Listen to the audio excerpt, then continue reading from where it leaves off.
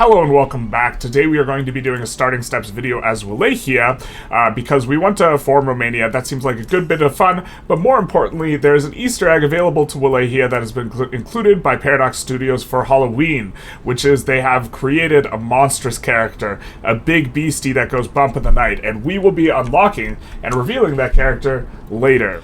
The most critical feature of Wallachia's start is that we start out as a subject of Wallachia, which has some advantages but is overall not the best thing, but in particular what we want more than anything, and this is true kind of for every start in Victoria 3, is we want access to the coast. And so we do want to be declaring war on the Ottoman Empire, and because we're already a protectorate, which is the lowest or the highest autonomy level, when we declare war on them, we will have to take independence. I think if we didn't have to take independence, there's maybe some argument to staying as a subject of the Ottoman Empire for a couple reasons. Migration, an easier and better market, forcing ourselves to stay as a minor power has some benefits as well. But what we are going to do is we're going to play fairly straightforward. We're going to request stuff that we know that they're going to say no to. And as they say no, our desire for liberty will go up, which will allow us to eventually declare war on them. Now, a key for kind of making this start more comfortable is going to be we are going to prefer to have good relations with both Russia and Austria, because both of these guys are very likely to help support our independence here in Wallachia. And when we go for independence, we are going to make sure to take a couple very key things, but the most key is going to be Dobruja, which will give us access to the sea, or Bulgaria, which will similarly give us access to the sea. And once we do that, then we can expand in kind of all the good small ball areas that are really good for expanding. And so kind of the important feature here is going to be we are going to improve relations with both Russia and Austria kind of as our outset, and we are going to get ready to damage relations with the Ottoman Empire, mainly through just asking them for stuff that they know, or we know, well, we both know, that they won't want to give us. Beyond that, Wallachia is an interesting start for a couple reasons. So, first of all, we do have the aforementioned Romania and the eventual formation of the Danubian state, giving you kind of some very big things to work for that are not kind of normal playthrough sorts of things, because generally speaking, you don't want to go after great powers. Conquering stuff from great powers doesn't make a lot of sense, and the Danubian state is an interesting goal to go for that you won't play for in a lot of your other runs, because it takes a lot of infamy to try and form this, but we can try and form it later on in a kind of normal Romania run, but we're going to give ourselves some restrictions after we get the big beastie. But also, we can form Romania. This is nice as well.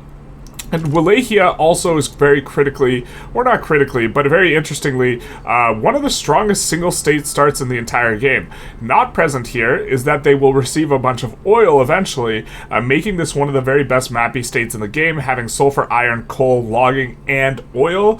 You notice here they also very interestingly have silk plantations, and their silk plantations have something special going on. In the West, this is the only country that starts out with the sericulture tech, which gives them a little bit of an advantage in production of silk, which is very fascinating, because otherwise China has it, I think Japan might have it, but you're going to have to play more so in the East if you want the sericulture tech, but Wallachia has the sericulture tech at the start of the game. I think that as a consequence, we're probably going to auto-expand on silk and maybe export silk, because eventually that will likely be the most profitable thing we can build in our arable land here, and is going to play quite nicely into local prices for us to produce a textile mill, but at the outset of the game, this is of course not what we want to focus on. We want to focus on construction and the goods that build into construction. We also start out with a historical character, and exactly one historical character here. He's actually pretty good because he has the cautious trait, which is one of the better traits in the game, which can be a reason for staying on monarchy for an extended period of time. He's also an abolitionist landowner here, which is going to be quite useful. I was unaware that we started with him, but one thing you can do is you can look and see for every one of your starts how many of your characters are historic. Those are going to be the ones with the green backgrounds, and if they're not historic, you can keep re-rolling until you get a very optimal start for your character ideologies. We're not going to do that. We're going to cry ourselves to sleep at night, because we're going to start off with a lot of clout on traditionalists, but there's a little bit of a solution later, but this is going to be a little bit painful. But when it comes to law passes, we're in actually really good shape, because one of the benefits of being a subject is if you rev willy-nilly, it's really not that big a deal, because your overlord will help you, although sometimes Austria, will thumb your pie and will side against you with the revolution, but then you can just switch sides. And so as far as the politics goes, what we are going to do is we are going to try and get onto tenant farmers ASAP. The reason we can pass this is because our leader supports it, so we will get 5% enactment chance, even with nobody, or 10% rather, enactment chance, because our leader has the abolitionist ideology. I think what we will also do is we will see if we can slot in the Intelligentsia. Really not that legitimate. See if we can slot in the rural folk. Kind of passable. But I think we'll take the faster pastime and look to just luck sack our way into victory with this 10% enactment. We are also going to max out the taxes, and as far as our authority spend, we are going to float authority, at least initially, for minus 25% enactment time. This will stack additively with the minus enactment time we get from legitimacy from being over 90. So we will actually not go max taxes, even though this is generally considered best, because for the first 2 years of the game, you do not get a lot of radicals from standard of living, because of a mechanic that's meant to make starts a little bit less rocky, which incentivizes you to be max taxes from the start of the game. We'll just drop government wages instead, but in this way we will be over 90, and because of that we will get minus 25% enactment time. Since it stacks additively, we will be able to pass laws really quick, so hopefully we can get off of serfdom, and in addition, traditionalism. For our authority spend, in addition to the float, we are using a bunch of edicts here, which is going to be extremely good, because currently we only have one state. So the edicts are applying to our entire nation. We're using greener grass for migration, because there are pops in the Ottoman Empire with whom we will accept we have closed borders, so we'll actually take that off. We were just kidding, we never meant it. And we will also use road maintenance, promote social mobility, which are going to be extremely strong. This is going to give us 25% education access, 10% state construction efficiency. We are encouraging manufacturing, and we can slot in one consumption tax that is going to target something. Why don't we target the tobacco, because this will lower SOL, and after the first 2 years of the game, what we will do is we will take this off, because this tax is regressive and it hits the lower rung pops more. You can see tobacco is kind of a good they're consuming quite a lot of. Now, as far as tech goes, normally with most countries, we will actually open with stock exchange when we have this exact same tech level. But with Wallachia, we're going to do a little bit of an audible, because I think we're going to run out of infrastructure fairly fast. And so I think I want to try and get railways a little bit faster. You can restart the run repeatedly until you have stock exchange NAT spreading. In theory, this would be optimal. We're not going to bother with that. It is a very good tech to research, because it gives plus 10% market access price impact, which is going to be incredibly strong, but we are going to forego this mainly because the market access price impact is only going to affect stuff that is in our market, and what happens with Wallachia, especially if we get independent, almost our entire market is just this single state here, and so I think that it is not as critical for us to be getting more and more of the impact of price from the market. Now, to be fair, the market is supplying quite a bit. It's supplying it from the Ottomans, and this might be a mistake, but in terms of countries, and also whenever you trade, the trade only affects the market price, not any local price, and so this will be negatively affected here in Wallachia. But I think we can keep enough of our economy internal to this specific state, such that I think we would prefer to have, or if we run out of market access because we run out of infrastructure, it's a moot point that we have more mappy.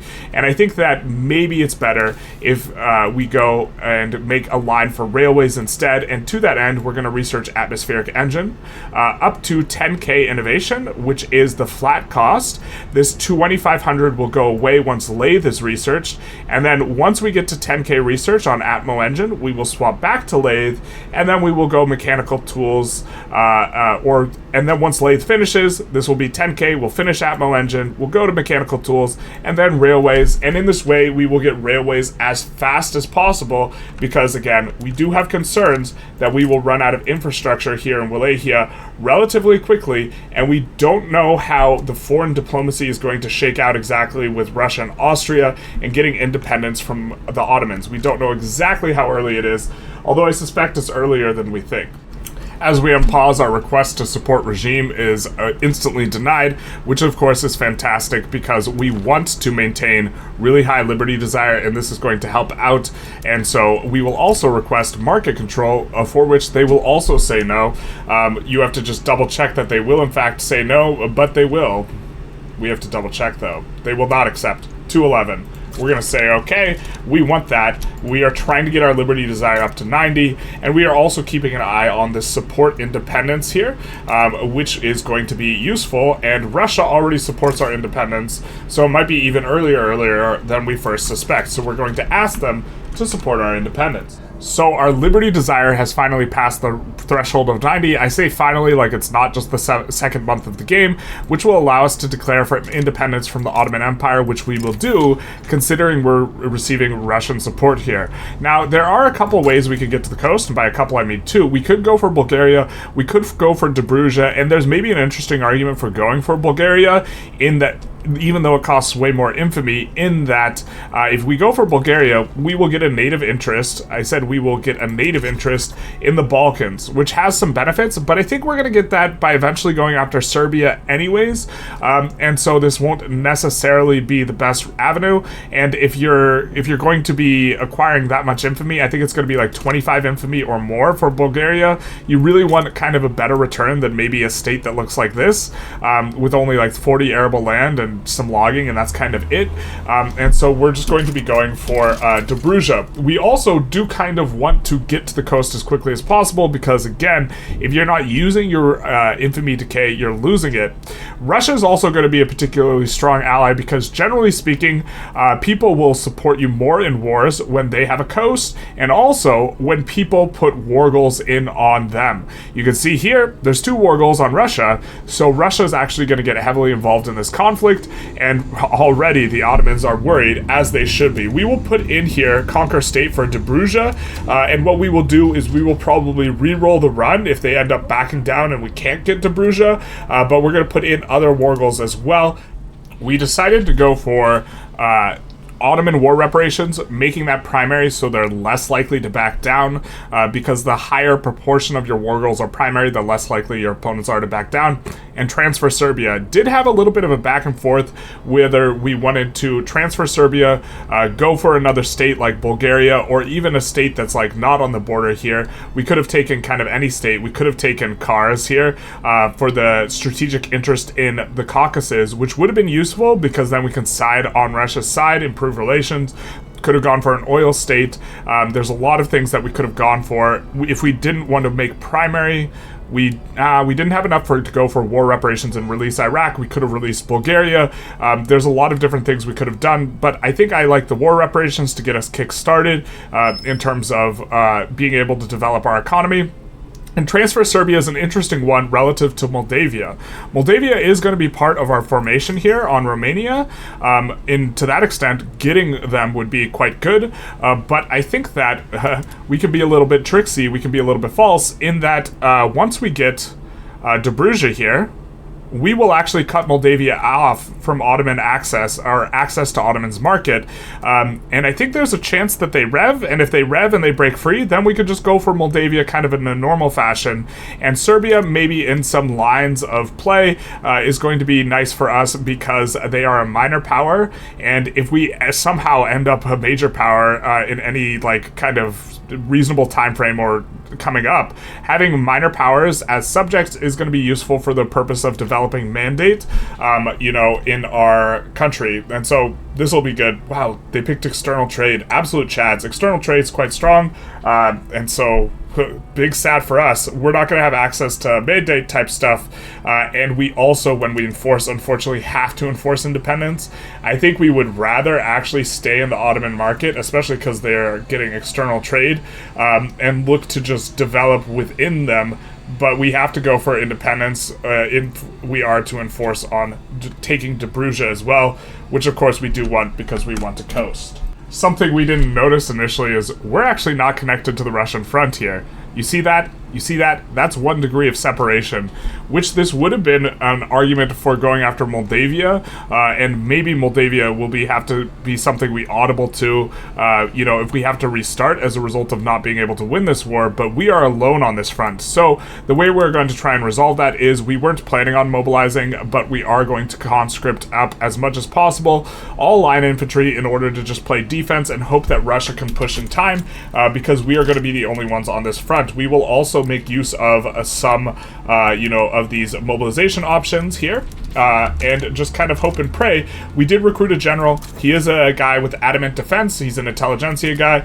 It's very nice that he's abolitionist, because if our Intelligentsia boyo dies, we'll be replaced with an abolitionist, but this will help to give us more defense. We could re-roll for certain character traits that will give us flat defense, which would be a little bit better here, but I think that this will be fine enough, and if it's not fine enough, then we can go for Moldavia instead, which will force them into the war. And Moldavia doesn't, they do have a front here. They do have an itty-bitty connection here, but I think going for Moldavia, it would be easier for us to unite the front here with Russia, and so we are going to see if this war is going to play out nicely, but we do see Russia kind of is mobilizing. They are mobilizing more forces on the Ottoman Empire, but also here we are seeing that it is looking a little bit grim on our front. So the AI, cheaters that they be, is allowed to assign to this front somehow, and so we do have assistance from the Russians on this front. We have a couple battalions from the Russian army, we have the ones we are mobilizing up, and we actually have a bit of an advantage on this front, which is fantastic. So we should be able to hold, even though it looks scary here at first, because we are terrified, because it is Halloween, happy Halloween, we can't be enforced unless Wallachia gets kind of changed, and we will be going for what it is that we want, and we should be able to win this war, pretty straightforwardly. We do want to keep the construction going, of course, and so I think we're going to lead with an iron mine here. It's not very profitable right now, but it will be eventually, and I think after the iron mine, we are going to go for a tooling workshop. In particular, we do not have any tools with us right now.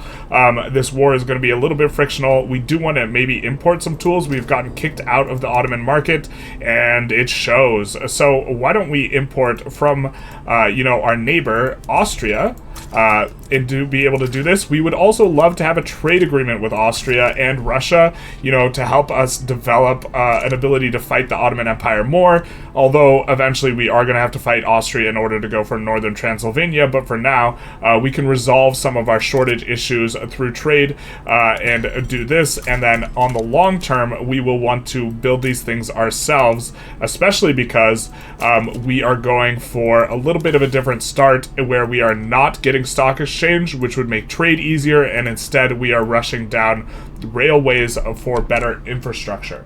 We very nearly just ticked this, but we are ticking very quickly because we have authority, but mainly because we're so handsome. We got several passes on the 10%, and with tenant farms gotten rid of, we can look to get rid of traditionalism.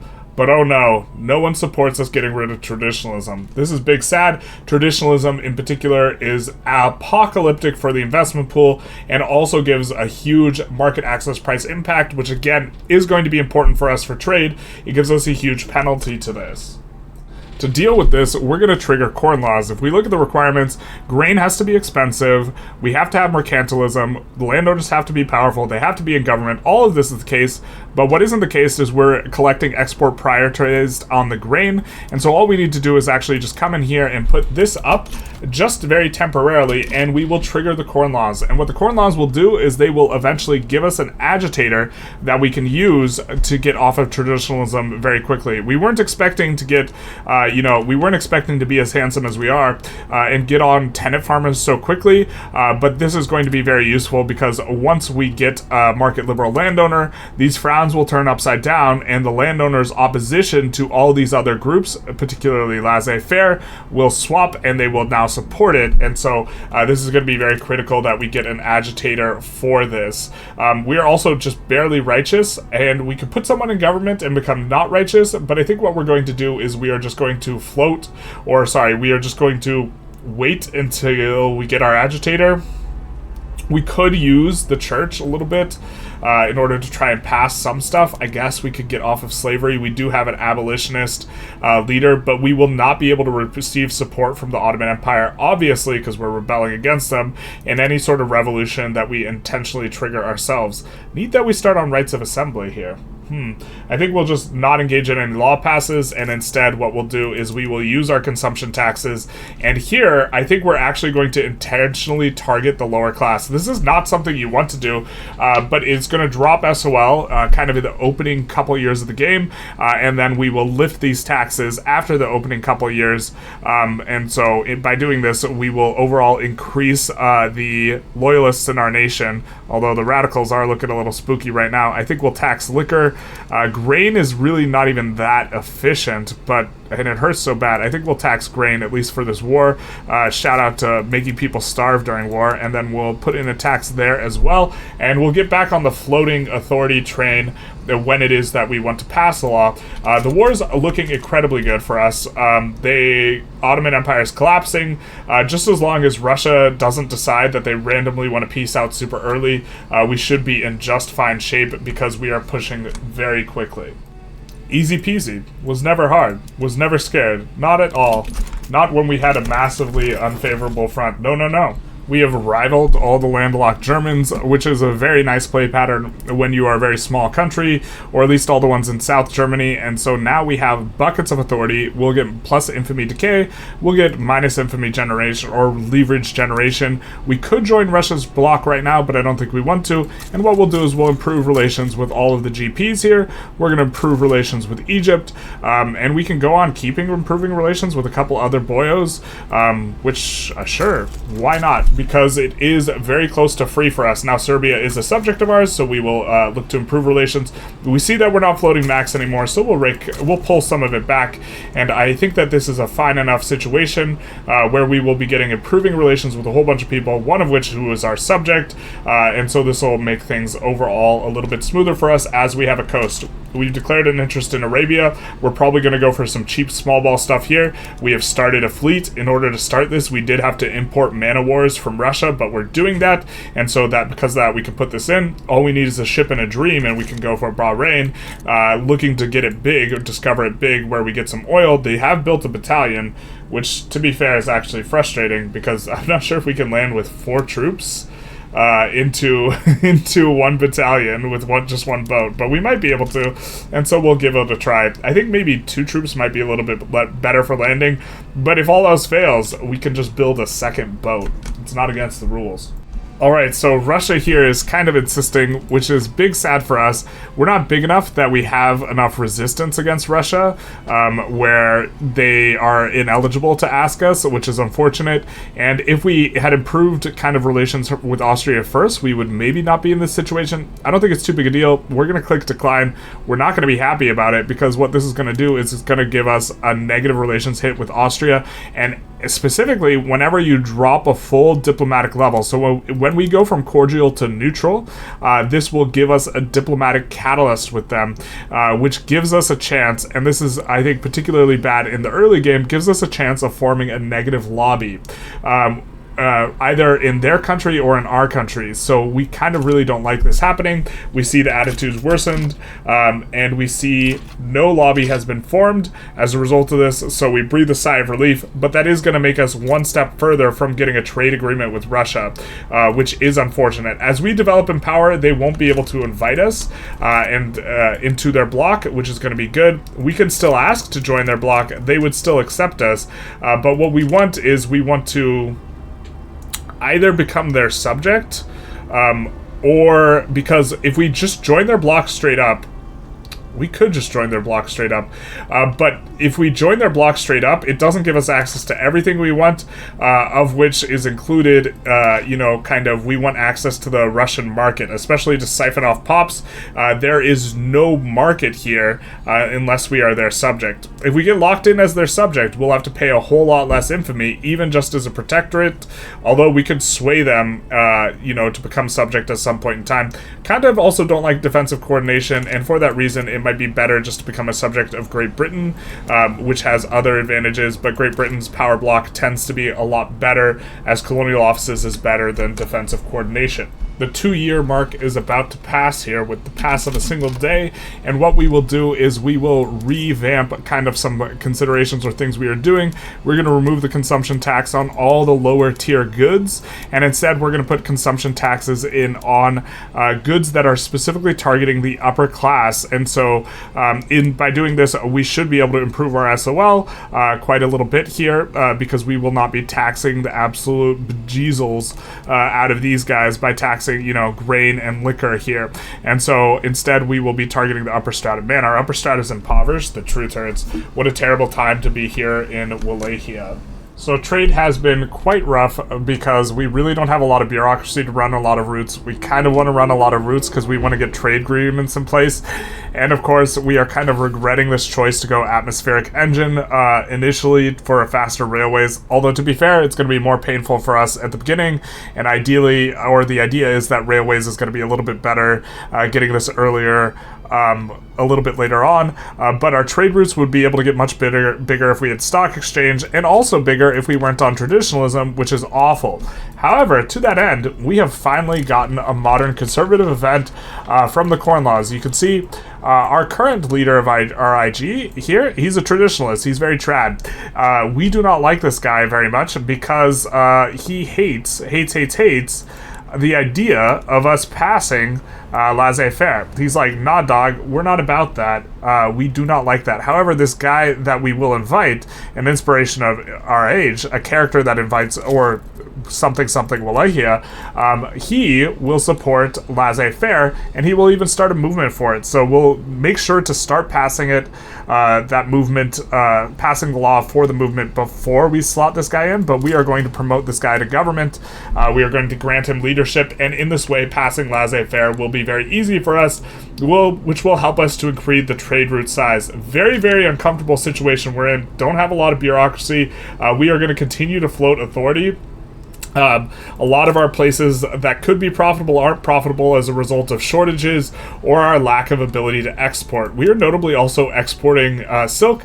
I'm not sure if this is correct. I think it's probably not, but I think what we want to do is I think it's probably not because we're running this bureaucracy deficit, not that it's not in the abstract, but I think we want to lean into the sericulture tech a little bit and kind of see if we can force more things to get built that are going to be silk in our market, and also increase trade route size. Also, regarding trade routes, we've shuffled them around a little bit kind of recently. We're going to get rid of this one, and we are looking to maximize volume of trade with Russia. To be fair, we could just send a whole bunch of routes there that we have no intention of being profitable in order to max this out, and we are also looking to maximize with Great Britain. The idea here is that we want to get a trade agreement with these guys. Unfortunately, Russia is wary, but we can get up to plus 75. We could get up to plus 75 for volume of trade. So in theory, right now, what we could do is we could export literally everything to Russia and then get this trade agreement instantly. I don't think we're going to do that, but it would help us out with our problems a lot. Maybe this is something to think about. The idea is, even if it's not profitable, we just run as many routes as possible. And then once we get the trade agreement, we just cancel all the routes that are bad. Okay. Maybe let's do this to kind of show off the mechanic. And also because we really want a trade agreement with Russia, that would help out a lot. Okay, to kind of prove a point here, we have maximized trade routes with all the GPs, and you can see we're running minus 2k bureaucracy. This is kind of frictional. We're not planning on sticking on this, and in fact, we have so many trade routes, they're actually invalidating each other because the price difference is dropping by too much. So what we're going to do is we started by importing everything from everyone, and we'll just cancel all these that got canceled, and then we will export everything we possibly can to everyone else. And the idea is we are just kind of trying to show off that you can kind of cheese trade agreements in various ways, and we couldn't quite get close enough with Russia. You can see we're at -3, but maybe us shuffling around some of these agreements will bring us close enough.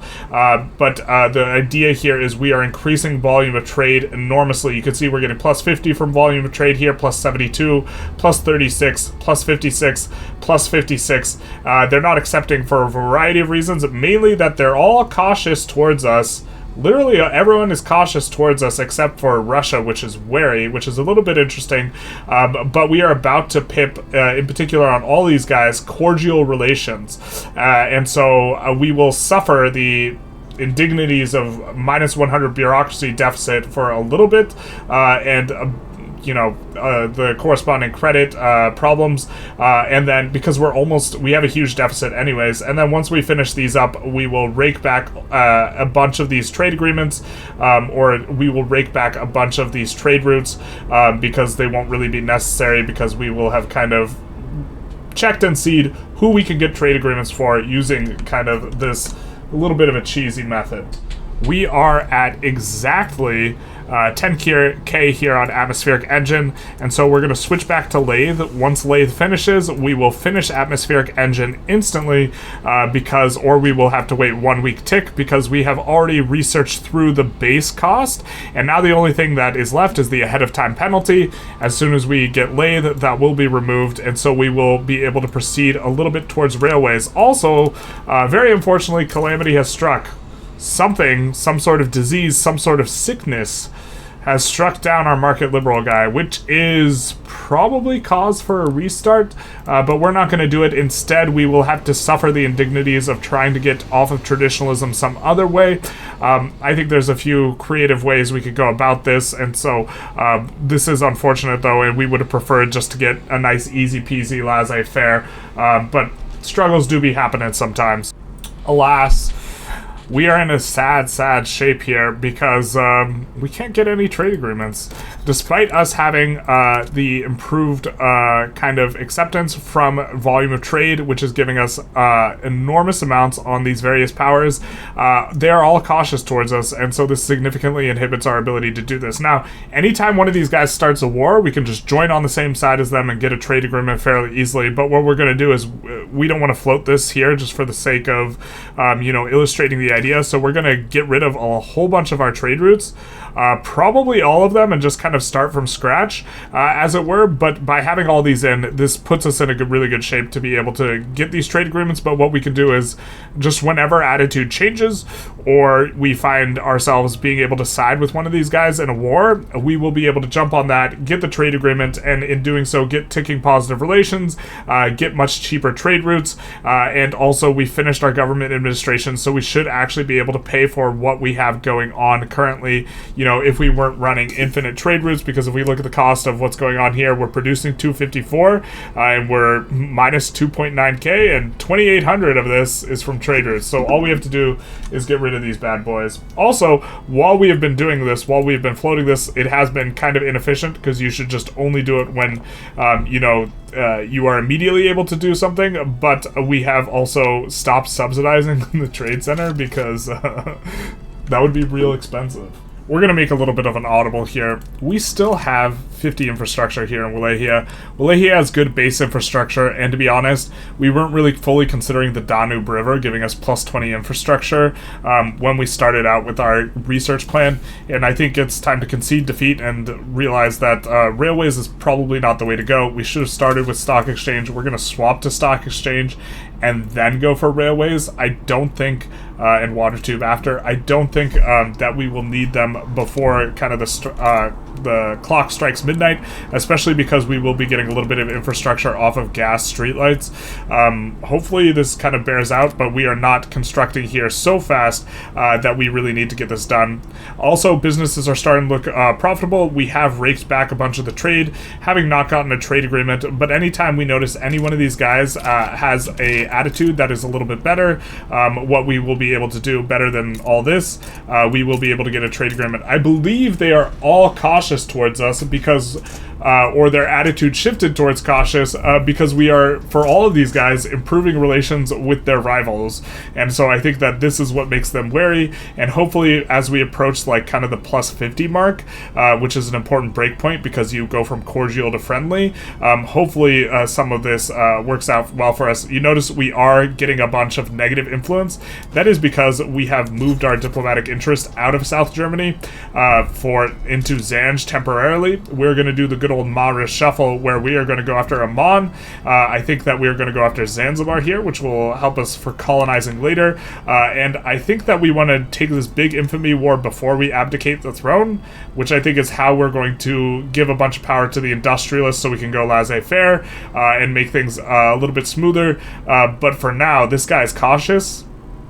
Cautious is a really good trait. Maybe we should even keep him in power because of this and look to just slowly get onto laissez-faire. But we are suffering a lot from traditionalism here, so we kind of want to get off of it. Alright, after kind of a bit of floundering, we get a little bit of good luck, which is we get the opportunity to pursue a trade agreement with Russia, which is going to give us a huge uptick in our ability to get a trade agreement with them, because we will be getting opportunity bonus plus 100, and so this will be enough to overcome kind of any penalties here. Also, very importantly, we were kind of keeping an eye on Prussia, because Prussia specifically, we currently are cordial with them. We're about to hit the 50 breakpoint, wherein we can maybe get an improvement on our attitude as a result of moving up. And you see they move to cooperative, which is kind of a key little opportunity here, because if we take a look here, we see that, okay, we're getting minus 1k because we don't have any trade routes between their markets,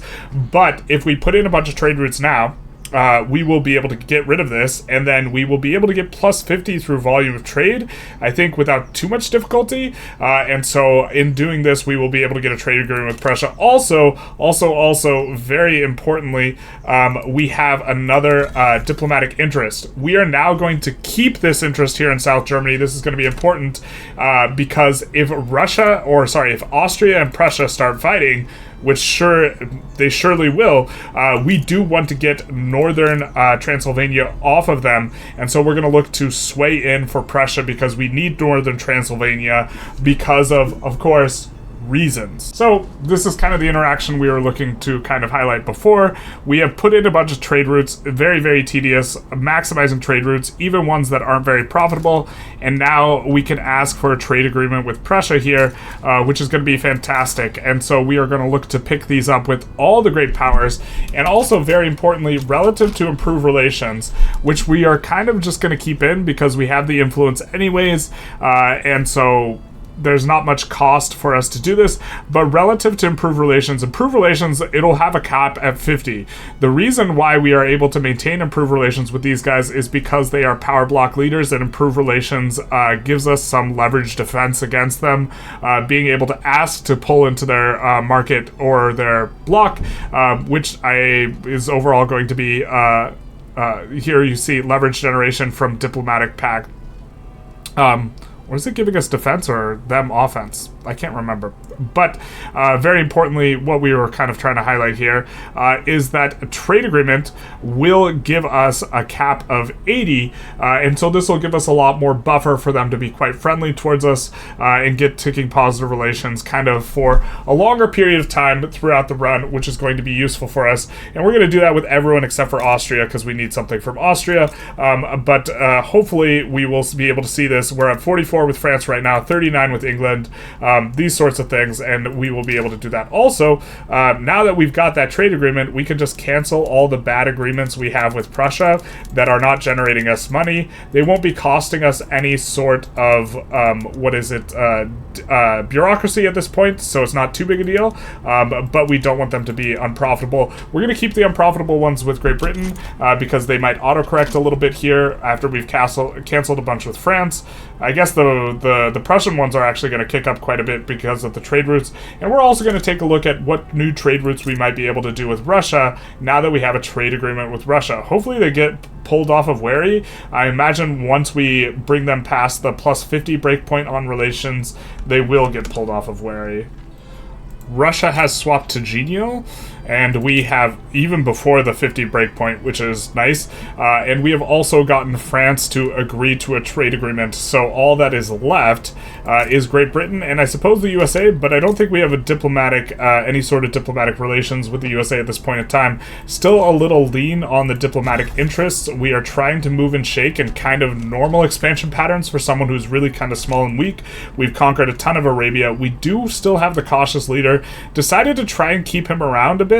He is fairly good because he has this cautious trait, but this kind of bricks our ability to pass laws through abdication, and in truth, this run's probably pretty efficient from the perspective of getting off of traditionalism as quickly as possible. We should have re-rolled the entire run because the market liberal loss, and then even then, I think that it's probably better for us if we abdicate, we become some sort of republic, and then get off this. But at the same time, we kind of really like this cautious guy. But we're making moves in a couple of places in order to, that are kind of the usual suspects. We're going after Gaza right now. We went after Arabia, this type of thing. We only have 3 boats, so we don't really quite have the power to go after South America, but we're really close. We are minor power currently, but 20 of this prestige is just frictional from an event, so we will go down at some point, but it will be enough to reduce us to insignificant power. So we're making moves, we're kind of developing our power base, and to some extent waiting for Austria and Prussia to start fighting. That way we can mix in on the action. We decided we could probably mix it up with the Ottoman Empire, considering they are rivaling us. We're rivaling them, and they're rivaling Russia, and we successfully sided or got Russia to side in with us, which is going to be really nice. We're just looking to break them up, not doing anything that acquires any infamy. We're going after liberate Bulgaria. Russia is the one conquering Kars, even though our flags basically look the same, and also liberate Bosnia, son, if we can. This war should be fairly straightforward. We're doing it while we're also fighting Gaza here. We're not concerned enough to not be landing these guys, and we get stock exchange, which is going to make all our trade routes so much better. Bueller, why is our guy not here in time? Yikes, that actually might be a little bit annoying. So here's what we're going to do. We are going to teleport him back here, and we are going to disband this army. As we disband this army, these guys get transferred to the wrong... We don't want these guys transferred. We want these guys transferred to the 3rd army, which is a little bit unfortunate. I think Russia will maybe pick up this front in response to it not being currently covered, and I think we'll be fine. We are going to get a guy onto this front. They have 64 on the front, or they're moving 64 on the front, and what we will do is we will add a whole bunch of conscripts. We will move them down. We've made this kind of harder on ourselves than we should have. I thought that we had moved these guys earlier in the mobilization, but we hadn't, but I think we'll still be okay enough, so we will mobilize now with this other army, even though, yeah, mistakes were made here, but we still should be fine enough to defend here as Russia pushes in on these fronts over here. And yuck, look what Egypt did to our poor boy. They isolated Iraq over here, as one does. We are also trying to land simultaneously in on here, suffering a pretty significant landing penalty, but I think we have enough navy to overcome it. We're really kind of hurting for money now, which is one of the reasons why we also declared on the Ottomans, because we do want to get those sweet, sweet war reparations. So the diplomacy stuff is coming along quite nicely. We managed to nab a trade agreement with Great Qing, and kind of running out of influence in the sense that we aren't able to maintain this 25% float. We have also put in a few extra rivals. Really, really nice when you're a small power that you can do this. If you take a look, we are rivaling all these like German internals, while we have the strategic interest there, which is very keenly there. Just in case Prussia decks on Austria, we are damaging relations with Austria so that we can do that sometime soon. We are improving relations now with the USA now that we have kind of a thing with them. Great Britain is still cautious towards us, which unfortunately prevents us from getting a trade agreement. However, as we develop more strategic interest around the world, the second Great Britain has a play in which we can get involved directly, we will be able to just join on their side and get the relation or the attitude set to cordial, after which getting a trade agreement will be trivial, but really, really kind of a strong diplo open for us, which is really important because later we're going to need to get invited to parties because there are rules and you have to get invited. So we are going to pass a slavery ban off the back of an enormous movement. I believe this will radicalize the landowners. If I recall correctly, they actually can't slot out of government if they're the only ones in. I'm not 100% sure. Maybe they can, but we will take a go for this. We are also very willing to fight this revolution. Most of our army is either in Wallachia or it is in unincorporated states, because our only 2 incorporated states are Dobruja and Wallachia, and as a consequence, at least until 1.8, when they change the way revs work, the only state that will rev will be Dobruja, which will be terrible for our market, but this will be not too terribly difficult a thing to be able to do. I think what we're going to do is we're maybe going to go for a defensive pact here with Russia, at least for the time being, or we'll think about it. See, the thing we're afraid of is Ottomans siding against us, because they're our rivals, and I believe they have a strategic interest in Danubia. If they don't have a strategic interest in Danubia, this is super safe, but in either case, we're going to need to see what the rev looks like before anything happens. Also, a bit of bad luck here. They just decide to go after it without it being a North German fed play or one of their plays, which is unfortunate for us because we don't want these guys to have a truce. Because now if we were to declare an offensive war against Austria, we can't get Prussia to side in. Although we still might be able to get Russia, so maybe we're fine. But this inability to get Prussia in is going to basically delay us 5 years from what it is we want to do. Unfortunately, we decided to trigger a rev. We wanted to maintain control over our cautious boyo, and we have a reason for wanting to keep the landowners in government, in power, and not super kneecapped. But what we are going to have is we're going to have this big rev, and with it we lose so many trade routes. Oh no, because this is our only access to the sea. However, we should be resolving this rev really quickly. We should be able to resolve it really quickly on our own, and we got a very convenient guarantee independence off of USA. We decided to ally Russia a little bit back, so we can sway them with call ally, and I think that we'll just call all these guys down to the yard, and then have a little bit of a go at the revolution, which will be nice for us.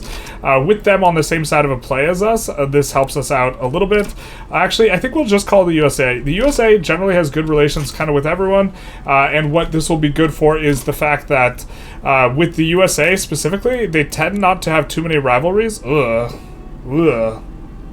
That's... the idea was we didn't want the rival to be on the same side of a play as us, but I think it'll be fine either way. We're also going for Orania here, and we do have uprising here in Soto, so we will be going for that first and then pushing into Orania, but either way that should shake out pretty well for us. And then I think we'll take a look at what it looks like for us to go after Austria. We need to not have a play cooking in which we are the offensive party. Ooh, that is frustrating. That is frustrating because we cannot put a war goal in on Austria. Man, that's really annoying. No, we won't ask for an obligation. That is...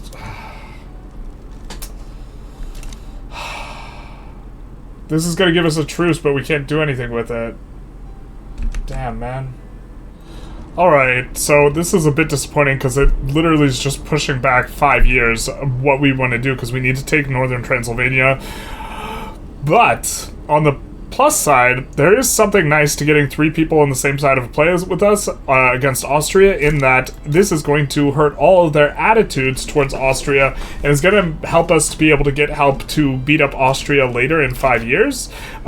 This is still like quite uncomfortable. Hopefully this is a reasonable enough war that we annex them kind of reasonably quick. We do have a little bit of front chaos for them that it looks like they're not going to resolve properly, which is going to give us kind of the quick annexation. I assume that they became a subject of Austria. Yeah, they did. A protectorate here. Hopefully they can't sell off too many buildings, but this is going to make it so it takes us a while to enforce down on Austria, but it just kind of like is what it is here, unfortunately. Man, this run, I just want to emphasize how much better this run could have been if our market liberal hadn't died and we had gotten on to laissez-faire forever ago. We are still on traditionalism, and traditionalism is so bad. Unfortunately, in addition to this guy being a cautious boyo, we don't want to abdicate because we specifically want to abdicate for a future guy that we are going to get, and he's going to be monstrous. But this kind of hamstrings us really hard, so we're not even like trying to get laissez-faire right now because there's not a very good way for us to slot the industrialists into government. Instead, we're going for national militia because there's a movement for it. And to be fair, national militia will also make us kind of scary to the GPs, which will be useful.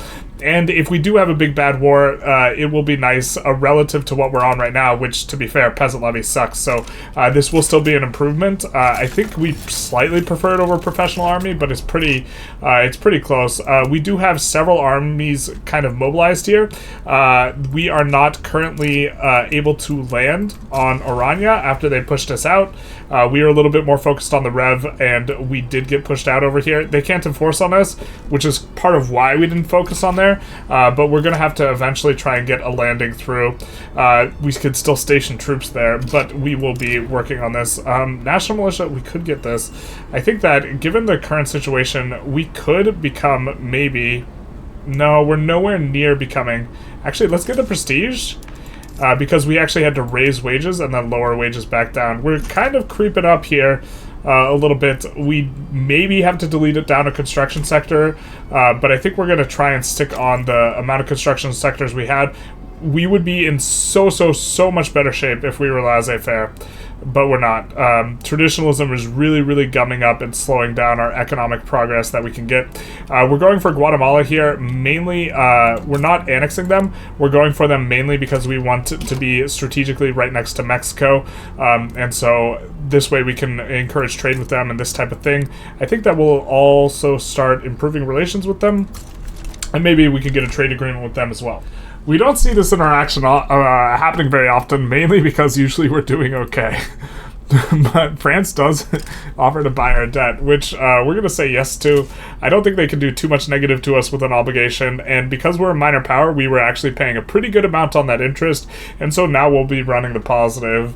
Yep, we were never in trouble. We were never in trouble regarding the budget whatsoever, but now we're not going to add a construction sector. We're just going to look to cruise where we are a little bit, especially because things feel a little bit rough. Our army's about to get downsized slightly. We are in on the capital, though. If I recall correctly, this is the capital, and they're not going to be able to front spaghetti us out here, so we should be able to push. Ooh, yikes. Well, I guess we're going to have to do creative landings, so we're just going to keep re-landing one side and then the other with a little bit of a landing squad. We do have a slight advantage here, but this is going to be kind of a rough war. Then we will come back and take care of Guatemala. It looks like the U.S.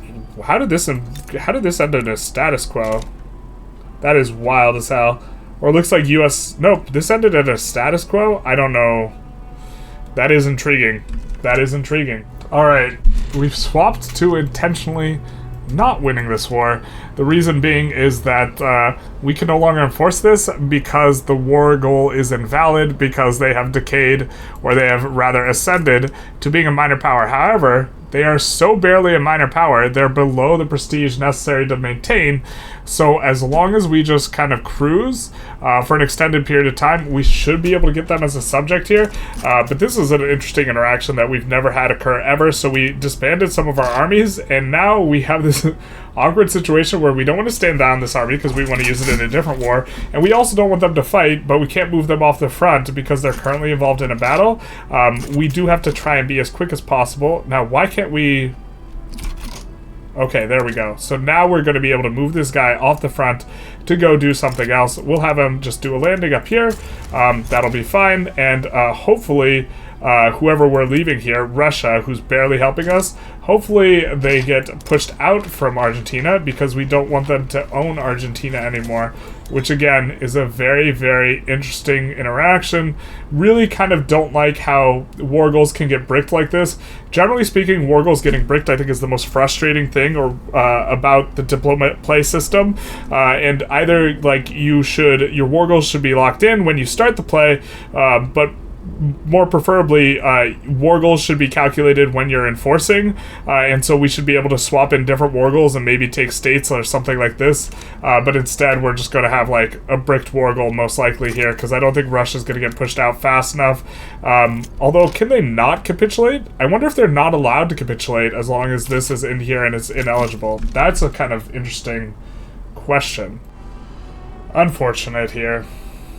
Alright, so we get an event, kind of classic loyalists or legitimacy, and this one's actually tough. So most of our pops are in Wallachia, so this is like half of our pops getting additional loyalists. But in order to pass laissez-faire, we actually had to reduce down to low taxes and just barely be able to pass it. And so I think we're going to do perhaps the leader should step down here. We could kind of massage and make sure that the Intelligentsia leader we would be getting... Jesus. As I was saying, we could make sure that the Intelligentsia leader that we would be getting as a replacement would be a reasonable one, would be a good one, in fact, but we get a land reformer, yuck. We do not like land reformers, and he will be very upset with us, but okay, it is what it is. The main idea is that we did want to get our government to be more acceptable, so that we could raise up the taxes just a little bit. We're going to look to create a little bit of a bank and not add construction, because I think we want to start a war with Austria pretty soon here, and we have 13 weeks left on a truce here, and we still barely have enough troops kind of raised, and we can't even take out Guatemala. This is bad business, but I do think that we will be able to get some help against Austria, hopefully with both Russia and Prussia. Looks like France has got bigger problems. They got more of a sweat, so they probably won't be in. Alright, so we start the war, and it's looking like it's going to be a bit of a party. The 5 years ago war wasn't all for naught, because everyone hates Austria now, and so we do get 2 joins on our side that are very significant in both Russia and Prussia. Hopefully a lot get assigned here. We also have a conscription edict, and we're conscripting up about 100 troops, or 100 battalions, so this will be very useful for us. And we also got a nice little cheeky sway for Ottoman war reparations, in a war that we're basically not going to really do anything, and Ottomans are very likely to back down. However, this does mean that Russia will be less involved in this war here. But I do think without another GP siding on their side, Austria is probably pretty cooked here. It looks like they have a huge disadvantage on this front that's only going to get bigger as we conscript up. And the only concern is, can our eco handle this war? And I think it can, so we are going to be getting northern Transylvania out of this. And then eventually, one day, we'll take a vacation to Guatemala. We'll rest when the job is done. We occupy northern Transylvania, and that is truly all we need in order to enforce this war goal. So it shouldn't take too long. They're going to tick below 0 here, and they're just at -50, and all the fronts are going swimmingly. One day, we'll be swimming in Guatemala, in the nice beaches, but not yet today. Call an ambulance, but not for us. We've enforced here on Austria, picking up the very nice northern Transylvania, which we need. We need, of course, for reasons. And the reason is that for Halloween, if you have Romanian as your primary culture, and you control northern Transylvania, which we of course don't, you can get the event Nocturnal Overtures. Arriving in Bucharest by carriage at the stroke of 12, a tall, pale man introducing himself as Count Dracula has offered up his services to the prince, claiming descendant from Attila the Hun and mighty voids of old. So here we get, and okay, he's actually not very good. He is immortal, but he's not very good. And the reason he's not very good, because imposing is actually a terrible trait. He does have charismatic, which is a fairly good trait. Erudite, he's got woodland combat expert, of course, fights in the trees. He is unfortunately, traditionalist, and he is a landowner. Now, for reasons we cannot yet tell, we don't want him to be the leader of the country, and so we are not going to have our main guy get his blood sucked, him get a bunch of minus character health. We actually need him to be leader of the IG, so we are going to choose. One can hardly turn down services of such an illustrious gentleman, and gentleman he shall be. He is indeed gentle. Except not really. But he will now lead our interest group of the landowners, who, to be fair, are quite upset. But they'll have to wait, because for now, we go to Guatemala. So there are a ton of flavor events for Dracula, but I don't think we're going to get to them this episode. It's perhaps the case, I actually don't know this journal entry that well, it's perhaps the case that we should have utilized this journal entry and gone for nationalism earlier, but we're really not that deep in the tech tree. We're just deep in our troubles, deep in our sorrows. This was a bit of a struggle bus episode because we lost our market liberal landowner. However, there is an event that turns Dracula into a market liberal. So we will be getting that coming up. We will probably, at the start of next episode, double abdicate to get Dracula on the throne and as leader of the interest group, which would not have been the case if we just put him on the throne immediately. That was the major reason why we didn't do it like that. We just have him as lead of the interest group, and he's going to be immortal. So this episode, you know, we did all the things. We actually did a ton of Diplo moves to have a whole bunch of, you know, trade agreements, and it's very, very important that we have everyone liking us. And there's a very peculiar and interesting reason for this. Once we get Dracula on the throne, once we get Dracula in charge, we are actually going to be playing in a little bit of a funny way, which is that we will not declare any wars anymore, unless someone's invited us in, because everyone knows that a vampire, you can't go inside unless they invite you in. So we're only going to be reverse swaying into wars, or attacking people who have reverse swayed us, or attacking people who have declared war on us already. But whatever the case is, someone's got to start it first. It can't be us, because we have to be invited in, and then we'll come inside. So I hope you enjoyed. I hope it's just for November, as far as I know, or yesterday, a couple days ago it started, but this event is, as far as I know, just for October and November of this year, maybe next year. I don't know what they're going to do next year. You can set your clock back to this, or you can, for the next month, play as Romania or anyone who is Romanian. So you could start as Austria, release Transylvania, in order to be playing as Dracula here. So I hope you guys enjoyed. If you did, feel free to like, comment, subscribe. Do the YouTube algorithm thing. And other than that, have a happy Halloween.